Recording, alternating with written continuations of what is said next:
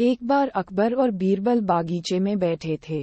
अचानक अकबर ने बीरबल से पूछा कि क्या तुम किसी ऐसे इंसान को खोज सकते हो जिसमें अलग अलग बोली बोलने की खूबी हो।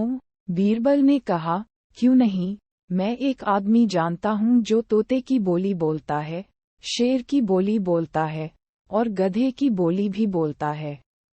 अकबर इस बात को सुन कर हैरत में पड़ गए। उन्होंने बीरबल को कहा कि अगले दिन उस आदमी को पेश किया जाए। बीरबल उस आदमी को अगले दिन सुबह दरबार में ले गए और उसे एक छोटी बोतल शराब पिला दी। अब हल्के नशे की हालत में शराबी अकबर बादशाह के आगे खड़ा था। वह जानता था कि दारू पीकर आया जानकर बादशाह सजा देगा, इसलिए वह गिड़गिड़ाने लगा और बादशाह की खुशामद करने लगा। तब बीरबल बोले कि हुजूर, ये जो सजा के डर से बोल रहा है वह तोते की भाषा है। उसके बाद बीरबल ने वहीं उस आदमी को एक और शराब की बोतल पिला दी। अब वह आदमी पूरी तरह नशे में था।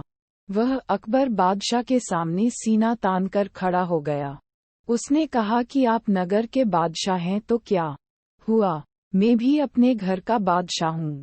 मैं यहाँ किसी से नहीं डरता हूँ। बीरबल बोले कि हुजूर, अब शराब के नशे में निडर होकर यह जो बोल रहा है ये शेर की भाषा है।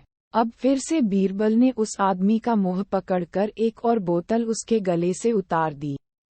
इस बार वह आदमी लड़खड़ाते गिरते पड़ते हुए जमीन पर लेट गया और हाथ पांव हवा में भांजते हुए मुंह से उलझुल आवाजें निकालने लगा।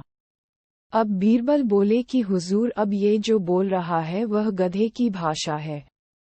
अकबर एक बार फिर बीरबल की हाजिर जवाबी से प्रसन्न हुए और यह मनोरंजक उदाहरण पेश करने के लिए उन्होंने बीरबल को इनाम दिया।